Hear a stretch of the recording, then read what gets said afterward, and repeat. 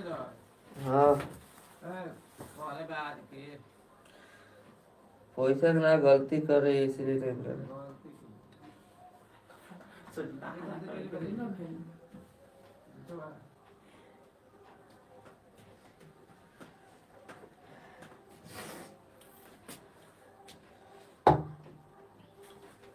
अबे जल्दी तो थोड़ा।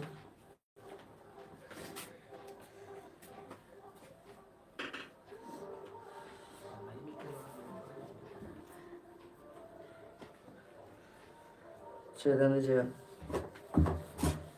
नहीं तो बड़ी सोच रहा हूँ। एक पचास से वेतन मत कीजिएगा।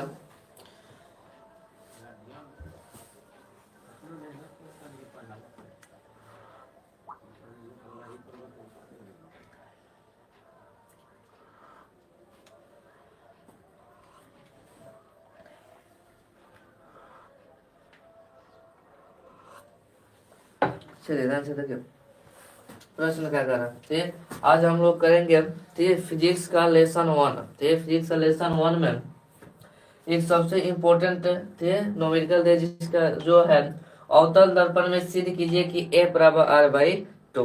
ठीक, या इसको दूसरे तरह से प्रश्न पूछ सकता है कि अवतल दर्पण की फोकस दूरी और वक्रता त्रिज्या में संबंध बताए। तो ये दो तरह से प्रश्न पूछ सकता है और ये सबसे इम्पोर्टेंट प्रश्न है। और ये जो है प्रश्न कितना नंबर के आता है? 6 नंबर का आता है, 5 नंबर नहीं, 6 नंबर का ये प्रश्न पूछता है। ठीक है, और इसमें स्टेप बाय स्टेप सबसे महत्वपूर्ण होता है, इसलिए स्टेप बाय स्टेप और ध्यान से समझिएगा। प्रश्न एक बार देख लीजिए फिर से। प्रश्न दो तरीके से पूछेगा आपसे। कहेगा कि अवतल दर्पण में सिद्ध कीजिए कि ए बराबर आर बाई टू, यानी कि फोकस दूरी बराबर वक्रता त्रिज्या बता में 2 होता है ना जी। आगे ठीक है, आ जाओ।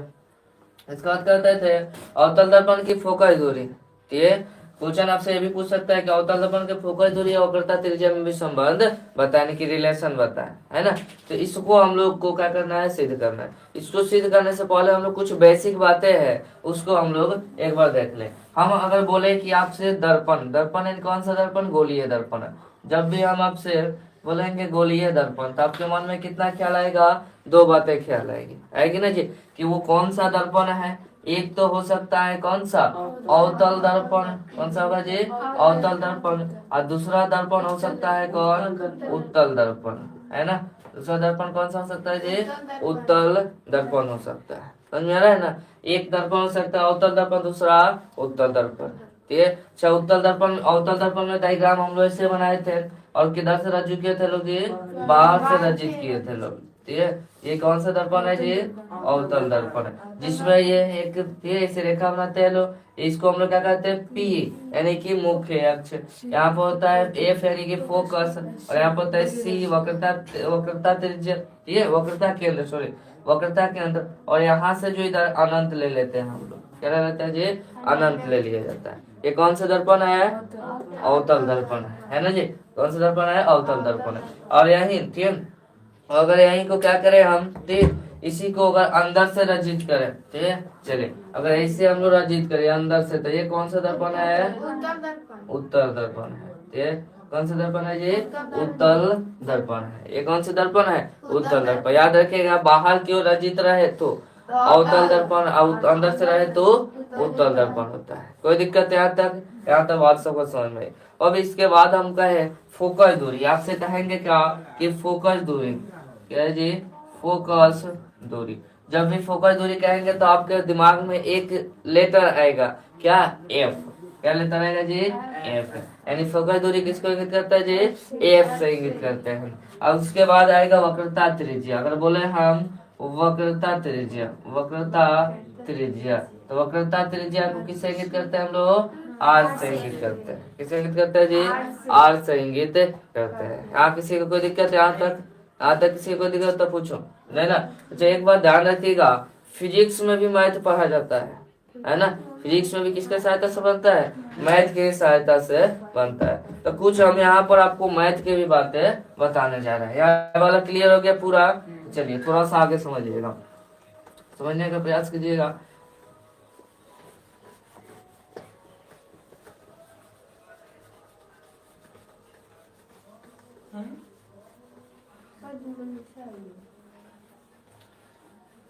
हमें भी दिखाई दे रहा है, शांत से हो जाओ।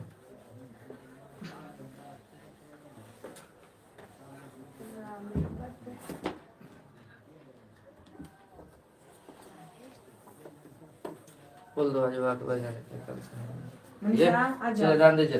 तो क्या है जी, अभी हम लोग इतना जान लिए, यहाँ तक कोई दिक्कत नहीं ना।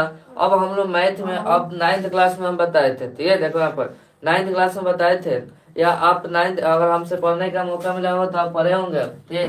तो क्या हम एक ऐसे त्रिभुज बनाए थे, ठीक है, जिसके तीनों भुजा क्या हो, बराबर हो, जिसके तीनों भुजा क्या हो जी, बराबर हो। एक त्रिभुज हम लोग ऐसे पढ़े थे, ठीक है, जिसकी दो भुजा क्या हो, बराबर हो, 6 सेंटीमीटर 6 सेंटीमीटर, ठीक है, 8 सेंटीमीटर, ठीक है, ये हो गया। एक ऐसे भी हम लोग त्रिभुज पढ़े थे, ठीक है, एक ऐसे भी त्रिभुज हम लोग पढ़े थे जिसकी कोई भी भुजा बराबर नहीं है, जिसकी कोई भी भुजा क्या हो, बराबर नहीं, ठीक है, बराबर होता है ना, ये कोई भी भुजा बराबर नहीं है, ठीक है। फिर जिसकी तीनों भुजाएं समान हो, ठीक है, जिसके तीनों भुजाएं समान हो उसको हम लोग क्या कहते हैं जी, समबाहु त्रिभुज कहते हैं, क्या, समबाहु त्रिभुज कहते हैं, याद रहेगा ना, जिसके तीनों भुजा समान हो उसको समबाहु त्रिभुज कहते हैं। अच्छा, समबाहु त्रिभुज में क्या होता है जी, प्रत्येक भुजा सॉरी प्रत्येक कोण जो होता है 7 डिग्री का होता है। समबाहु त्रिभुज में प्रत्येक कोण कितना डिग्री बनाता है जी, 7 डिग्री का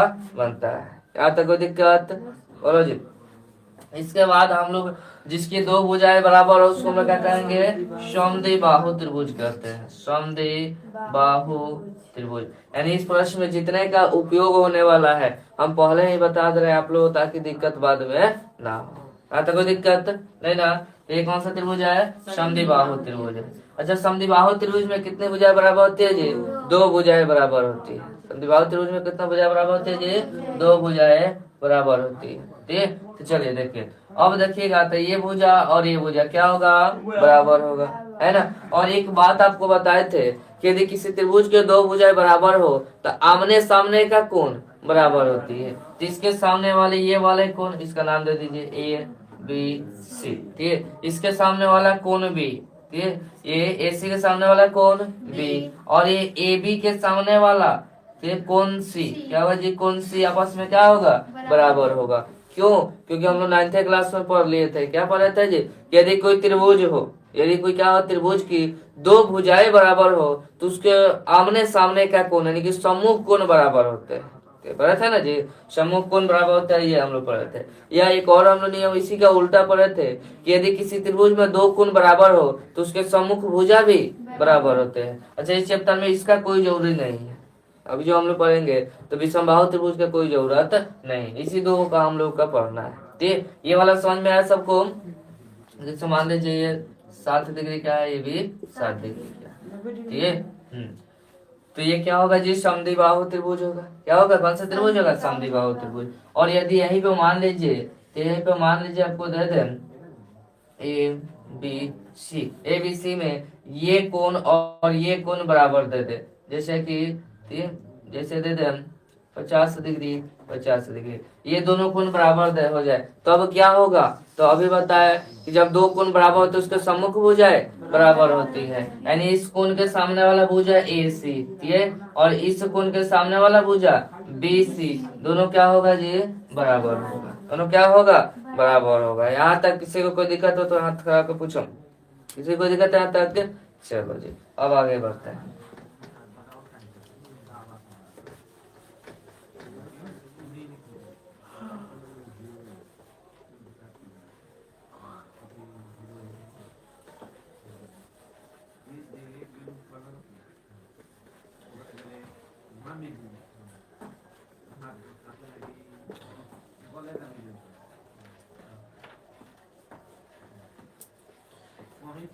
चलिए आगे देखिएगा, आगे कह रहे हैं कि अब हम बताए थे 9th क्लास में मैथ्स में हम लोग पढ़े थे, ठीक, कि यदि दो रेखाएं एक दूसरे को प्रतिच्छेद करें, दो रेखाएं एक दूसरे को क्या करें जी, प्रतिच्छेद करें। यदि दो रेखा एक दूसरे को प्रतिच्छेद करे तो यहाँ पर एक कोण बनता है, यहाँ पर एक क्या बनता है जी, कोण बनता है जो एक दूसरे के बराबर होता है। जब ये 70 डिग्री है तो ये भी कितना होगा जी, 70 डिग्री होगा। कौन से नियम से बताओ तो कोई खड़ा होकर, याद है किसी को?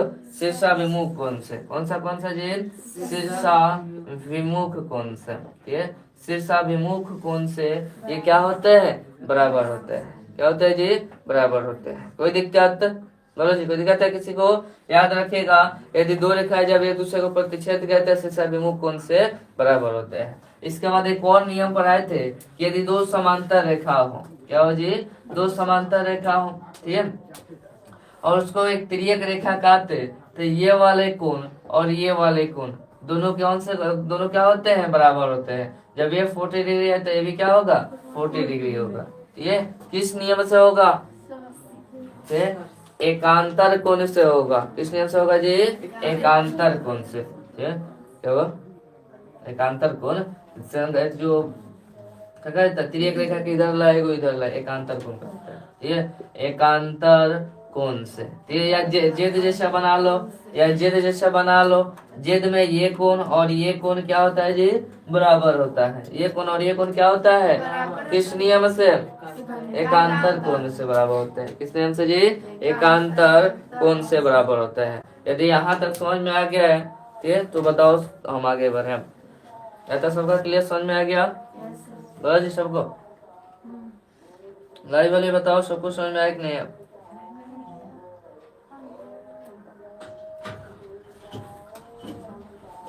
चलिए आगे देखिए।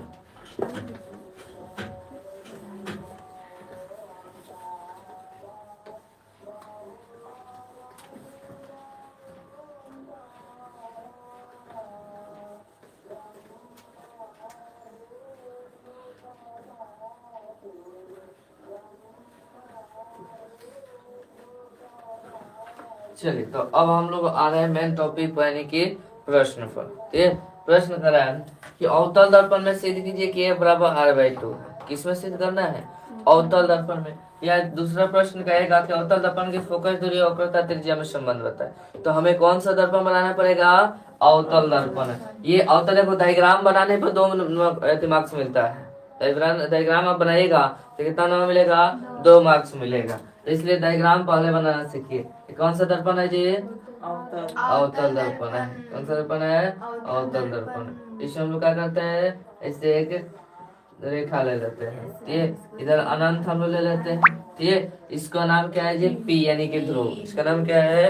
P यानी कि ध्रुव है ना। और यहाँ पर कौन से दो रहते हैं? F रहता है। यहाँ पर क्या रहता है जी? F यानी फोकस, और यहाँ पर C यानी कि वक्रता केंद्र होता है। वक्रता केंद्र होता है। यहाँ तक कोई दिक्कत नहीं ना? अब ये मुख्य अक्ष के समांतर एक रेखा हम लोग लेते हैं। मुख्य अक्ष के समांतर क्या होती है? यदि प्रकाश की किरण आपतित होती है, आने वाले को क्या कहते हैं जी?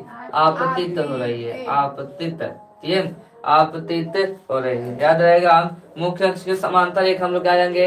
रेखा लेंगे। और ये रेखा लेंगे और ये रेखा आपतित होगी यानी कि जाएगी, ठीक। और जाकर जब दर्पण से टकराएगी तो किससे होकर परिवर्तित होगी यानी किससे होकर गुजरेगी?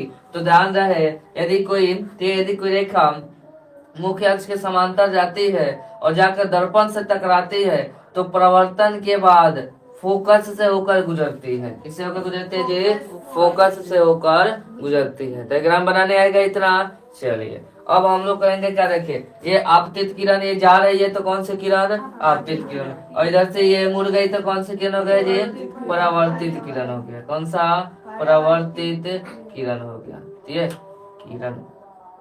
याद रहेगा, आपतित किरण और परावर्तित किरण, ठीक है, परावर्तित किरण। और अब हम लोग पढ़े थे, ठीक है, परावर्तन नियम में कि आपतित किरण और परावर्तित किरण के बीच में एक अविलंब डाला जाता है। क्या होता है जी? एक अविलंब डाला जाता है। तो हम लोग इसमें क्या कर देंगे? एक अविलंब डाल देंगे। आपतित किरण और परावर्तित किरण के बीच में क्या डाल दिए? अविलंब डाल दिए। और प्रकाश के प्रवर्तन के नियम भी कहता है कि आपतित किरण और अविलंब के बीच जो कोण बनता है उसको आपतन कोण, इसको आपतन कोण। अपरिवर्तित किरण और अविलंब के बीच जो कोण बनता है उसको प्रवर्तन कोण, ठीक। यानी कि आपतन कोण को कोण I और प्रवर्तन कोण को कोण R, दोनों आपस में क्या होते हैं? बराबर होते हैं। यानी कि ये वाला कोण I और ये वाला कोण आर, ये दोनों क्या होते हैं, बराबर होते हैं। बोलो क्लियर हुआ कि नहीं हुआ? यहाँ तक डायग्राम में सबको समझ में आया?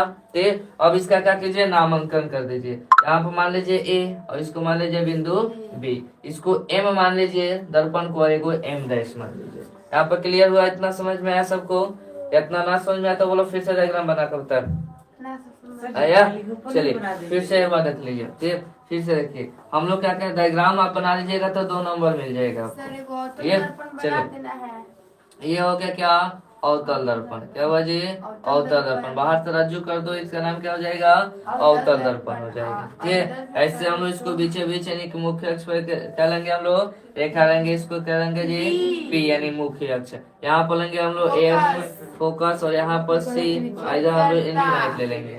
ठीक है, अब मुख्य अक्ष के समांतर एक रेखा लेंगे जो दर्पण से टकराएगा, और दर्पण से टकरा कर कहाँ जाएगा जी, फोकस से होकर गुजरेगा। अब क्या करेंगे, इसको हम लोग आपतित किरण कहते हैं। क्या कहते हैं जी, आपतित किरण। क्या कहेंगे, आपतित किरण। और ये यहाँ पर टकरा कर क्या हो गई, परावर्तित हो गई। इसको हम लोग कहेंगे क्या, परावर्तित किरण। क्या कहेंगे जी, परावर्तित किरण। और इसके बीच में एक हम लोग क्या करते हैं, लंब डाल देते हैं। तो ये वाले कोण और ये वाले कोण, यानी कोण आई और कोण आर, ये क्या होते हैं, बराबर होते हैं। इसका नामांकन कर दीजिए ए, ये बी, इसका नाम दे दीजिए एम, और ये हो जाएगा एम डैश। ये बनाने सबको आएगा डायग्राम। आप ये बना ले रहे हैं तो आपका 2 नंबर क्लियर हुआ है यहाँ पर। जी हाँ, इतना बनाकर छोड़ दीजिएगा भाई। ठीक है, नहीं ध्यान से सुनो, ठीक है, याद रखिएगा, इतना बनाइए तो आपको 2 नंबर मिलेगा। ठीक है, 2 नंबर का आप काम कर चुके। लेकिन हम लोगों को क्या चाहिए, पूरा का पूरा 6 नंबर चाहिए ना जी, इसलिए हम लोग इतना बनाकर थोड़ा छोड़ेंगे। अब हम लोग बनाना स्टार्ट करेंगे। अब हम लोग क्या करेंगे, यहाँ से बनाना स्टार्ट करेंगे। ये डायग्राम में किसी को कोई दिक्कत हो तो खड़ा होकर पूछ लो। बोले समझने के लिए ना पहले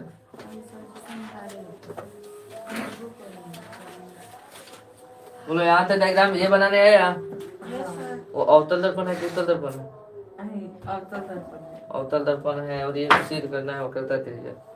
ये चलो ध्यान से सुनो जी, तो याद रखिएगा, अवतल दर्पण का फोकस है, वक्रता त्रिज्या समझ बताना। ये हम लोग डायग्राम बना लिए, है कोई दिक्कत नहीं ना। चलिए, तो अब हम लोग क्या करेंगे, लिखेंगे क्या, एम और एम डैश क्या है जी, एक दर्पण है, उसको लिख दो। क्या लिखेंगे जी, एम डैश एक दर्पण है। एम डैश क्या है जी, दर्पण है। तो एम और एम डैश क्या है, दर्पण है। और ए बी रेखा जो है, तो ए बी रेखा जो है मुख्य अक्ष के समांतर जा रही है ना जी। ए बी रेखा मुख्य अक्ष के समांतर दर्पण से टकरा कर किससे गुजर रही है जी, फोकस से होकर गुजर रही है। किससे होकर गुजर रही है, फोकस से गुजर रही। इसी बात को लिख दो कि ए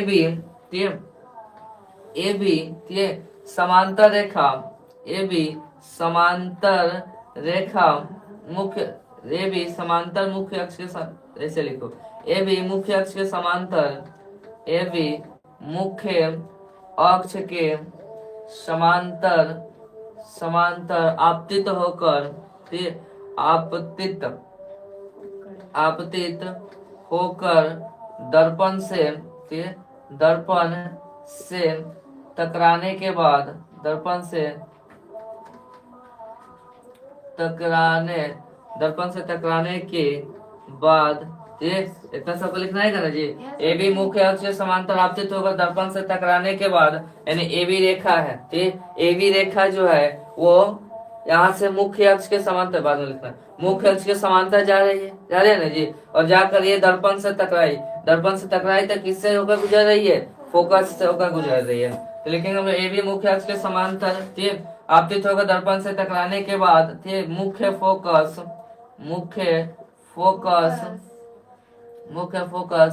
से होकर, ठीक, गुजर रही है। होकर क्या करे जी, गुजर रही है। इतना आपको लिखना जाए तो 1 नंबर और क्लियर कर लिए, यानी कि 3 नंबर का हम लोग का काम हो गया। ठीक है, यहाँ तक कोई दिक्कत नहीं ना। पहले हम डायग्राम बनाएंगे, उसके बाद क्या लिखेंगे, एम डैश एक दर्पण है। एम डैश क्या है जी, एक दर्पण है। ए बी जो है, ए बी रेखा, मुख्य ये भी रेखा मुख्य अक्ष के समांतर जा रही है, ठीक। और जाकर कहाँ तक रहा है, दर्पण से टकराने के बाद वो क्या हो रहा है, फोकस से होकर गुजर रही है। इससे होकर गुजर रही है जी, फोकस से होकर गुजर रही है। इतना करने सबको आएगा ना जी। चलिए अब हम लोग लिखेंगे क्या, सिद्ध करना है, सिद्ध करना है। क्या सिद्ध करना है जी, तो F बराबर R/2, F बराबर R/2 सिद्ध करना है। और हम लोग यहाँ से उपपत्ति लिख कर क्या करेंगे, उपपत्ति लेकर हम लोग यहाँ से चालू करेंगे, ठीक है। अब ध्यान से समझिएगा, ठीक है, कि ये वाले कोण और ये वाले कोण दोनों कोण क्या है, बराबर है। दोनों कोण क्या है जी, बराबर। तो क्या हम उसको लिख सकते हैं क्या, कोण I बराबर में कोण R, कोण I बराबर कोण R। किस नियम से जी, परावर्तन के नियम से। क्या, परावर्तन के नियम से, परावर्तन के नियम से होगा, होगा कि नहीं होगा जी। याद रहे, कोण I या कोण R क्या होगा, बराबर होगा। कोण I या कोण R क्या होगा जी, बराबर होगा। किससे, परावर्तन के नियम से होगा, ठीक है, ध्यान रखिए। और अब जरा ध्यान से देखेंगे तो ये, ठीक, ये रेखा यानी कि ये ए बी और फिर यहाँ से अजब बी सी और ये बी एफ, ये किस सी एफ कैसी डायग्राम बन रहा है, ऐसा डायग्राम बन रहा है क्या, जेड की आकृति का बन रहा है। तो जेड की आकृति में क्या होता है, ये वाले कोण और ये वाले कोण क्या होते हैं, बराबर होते हैं। किस नियम से, एकांतर कोण से। तो इसमें भी ये वाले कोण और ये वाले कोण क्या हो जाएंगे, बराबर हो जाएंगे। तो इस कोण को क्या लिखेंगे, ए बी सी, क्या लिखेंगे जी, ए बी सी, यानी कि लिखेंगे कोण ए बी सी, ठीक, बराबर होगा इस कोण के। तो बताओ इस कोण का नाम क्या होगा जी, B C F, B C F या एफ सी बी कह दो तो हो जाएगा B C F, B C F. किस नियम से बताओ तो, एकांतर कोण से। किस नियम से जी, एकांतर कोण से। यहाँ तक किसी कोई दिक्कत हो तो बोलो, यहाँ तक किसी को दिक्कत है ना। चलो बेटा ना लगा मुझे, नीचे गिर गया। चलिए यहाँ तक किसी को दिक्कत नहीं ना। चलिए अब जरा ध्यान से देखिएगा, ठीक, अब ध्यान से देखिए। अब इसके बाद हम लोग ये कर लेते, ये भी कोण कितना होगा, जब ये कोण आई है तो ये भी कोण कितना होगा जी, आई होगा, होगा ना जी। अब कोण आई देखो, कोण आई जो है, ठीक, कोण आई या कोण आई बराबर कोण आई, परिवर्तन के नियम से करा है। तो ये कोण और ये कोण दोनों कोण क्या हो जाएगा, बराबर होगा। और यहाँ पर एक त्रिभुज बन रही है बी सी एफ, दिखाई दे रहा है, एक त्रिभुज बन रहा है B C F. B C F त्रिभुज में ये कोण और ये कोण बराबर है, दोनों कोण क्या है, बराबर है। तो उसका सम्मुख भुजा भी बराबर होगा, यानी कि कोण आई के सामने वाला बी एफ और कोण आर के सामने वाला सी एफ, दोनों कोण क्या होगा जी, बराबर होगा। दोनों कोण क्या होगा जी, बराबर होगा। तो लिखेंगे यहाँ पर कि अब कौन से त्रिभुज में है, त्रिभुज बी सी एफ में, त्रिभुज बी सी एफ में, त्रिभुज बी सी एफ में, ठीक है। देखो क्या होगा, तो इसके सामने वाला बी एफ, ठीक है, बी एफ बराबर में कोण आर के सामने वाला सी एफ भुजा, सी एफ भुजा क्या होगा, बराबर होगा। किस नियम से जी, तो कोण आई बराबर में कोण आर है, कोण आई बराबर में क्या है, कोण आर है। इसको आप मान लीजिए समीकरण नंबर 1 मान लीजिए, क्या मान लीजिए, समीकरण नंबर 1। अब आगे बढ़िए, अब आगे बढ़िए। अब आप ध्यान से जरा देखिए, ठीक, तो क्या ये बी एफ जो है ये एफ पी एफ के बराबर है क्या, जरा ध्यान से बताओ तो। ये बी एफ जो है पी एफ के बराबर लग रहा है आप लोगों को, हाँ बोलिए।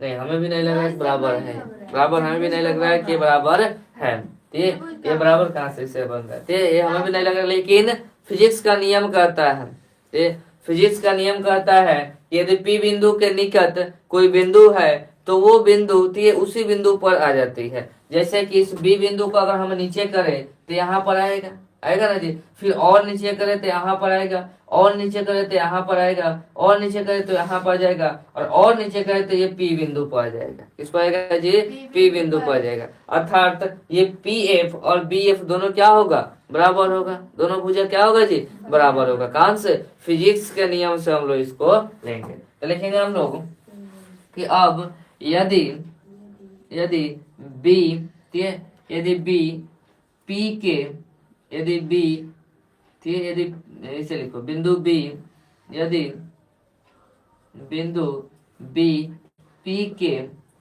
काफी नजदीक हो, नजदीक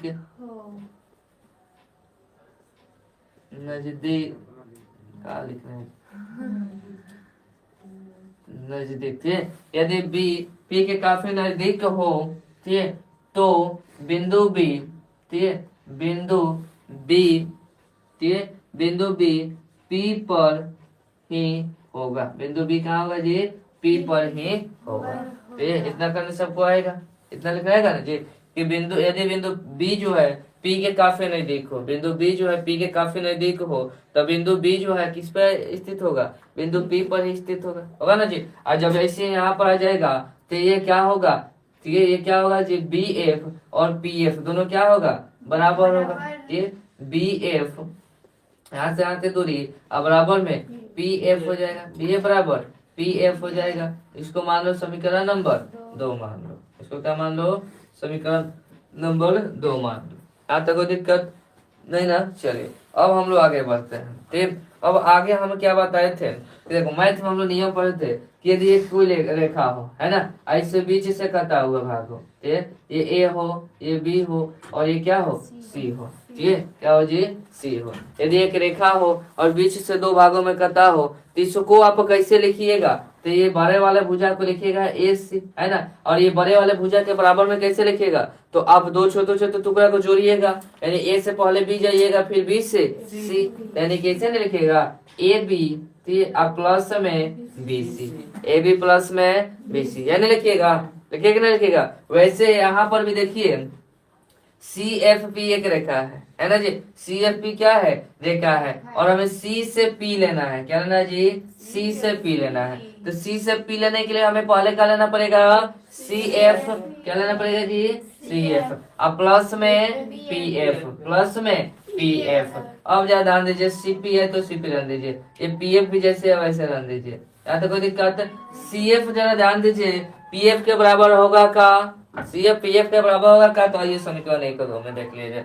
देखिए समीकरण 2 क्या कर रहा है कि बी एफ पी एफ के बराबर है। बी एफ किसके बराबर है जी? पी एफ के बराबर है। और समीकरण 1 कहता है कि बी एफ सी एफ के बराबर है ना। मतलब कि बी एफ कह रहा है कि हम सी एफ के बराबर है, बी एफ कह रहा है कि हम सी एफ के बराबर है, और फिर बी एफ कह रहा है ठीक है हम पी एफ के बराबर है। बी एफ कह रहा है किसके बराबर है जी? पी एफ के बराबर है। यानी कि ठीक, यानी कि बी एफ कहा कि सी एफ हमारा दोस्त है ना, बी एफ कहा कि सी एफ हमारा दोस्त है, और फिर बी एफ कहा कि पी एफ भी हमारा दोस्त है। तब पी एफ और सी एफ भी आपस में क्या होंगे? बराबर, यानी कि दोस्त हो जाएंगे, होंगे ना जी। दोस्त का दोस्त दोस्त होता है। ठीक है, तो देखो बी एफ जब सी एफ के बराबर है और बी एफ पी एफ के बराबर है, तो पी एफ भी किसके बराबर होगा? सी एफ के बराबर होगा। ठीक है, तो हम लोग क्या यहाँ पर पी एफ लिखे थे? कोई दिक्कत?